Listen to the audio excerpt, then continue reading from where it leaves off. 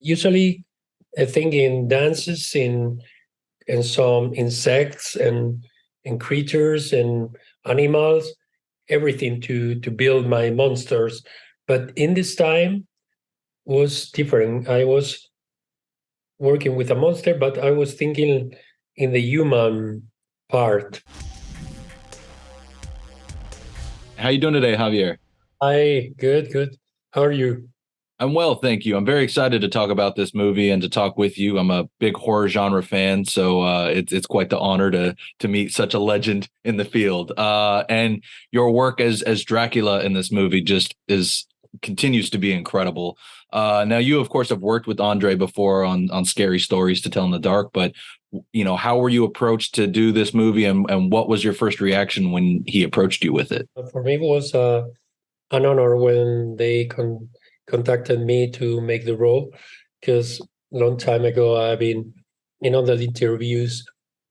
People asked me what monster I wanted to play next, and I say, okay, I did a lot, but yes, I think I want to make a Nosferatu, a Dracula, something like that, because is the origin of the monster movies.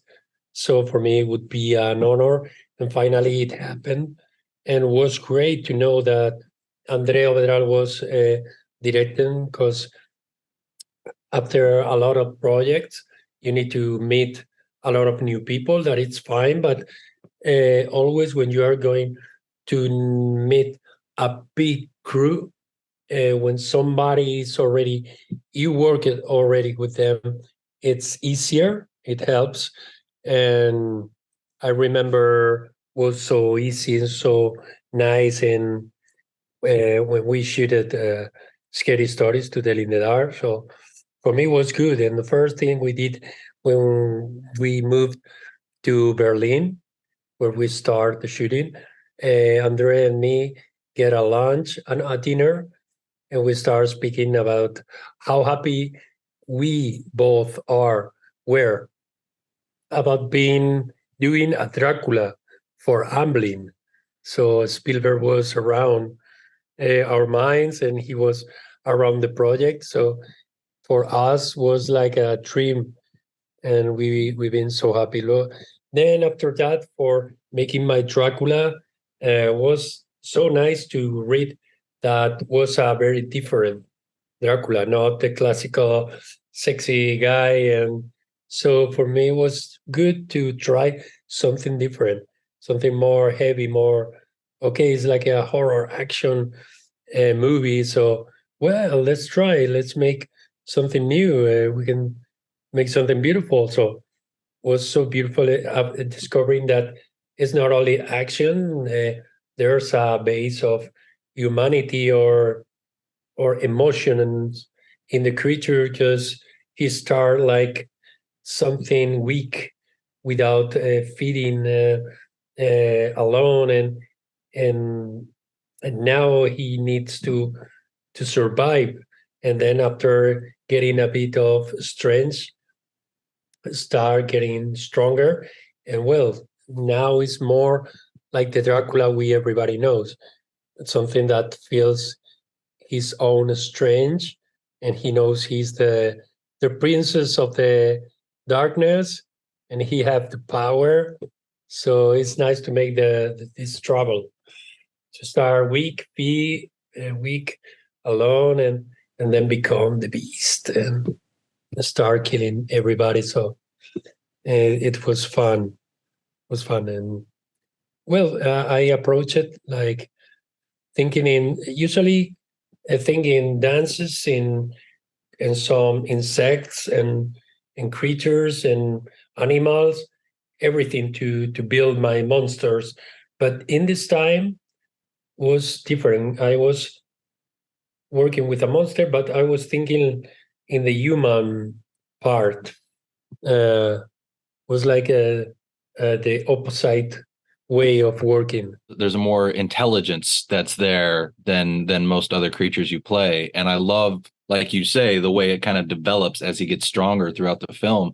And so what was that like, finding that balance as the movie went on between, you know, the power that he holds but isn't quite there yet as it grow as it grows. Was a proceed, was a not a balance um, in some moment, because he's like he's weak, but he's getting stronger, and then step by step, is having the power, and then everybody is lost. Even when he feels weak, he still is stronger than a human. It's so it's yes, it's in this situation, yes, there's a balance of the weakness he felt, but still he still is stronger than nobody in the boat. But yes, we wanted to show him in one way we never showed before. So we've been, yeah, trying to show both things. But for me, was more beautiful as an actor when he were weaker. But when you're a beast, you try to make the animal work, but still keeps inside the seigneurial security it has, because it's a Dracula. So I don't know. I think we have a previous idea, but in the shooting we were looking and finding some things, and finally making the movie that you already saw. Yes, I did. Ah, okay. So I only hope people enjoy, because it's like an action movie. It's a lot of action, and yes, eating popcorns and enjoy the travel, and yeah. I think it's going to be a real thrill ride when people do finally get to see it in a couple of months now.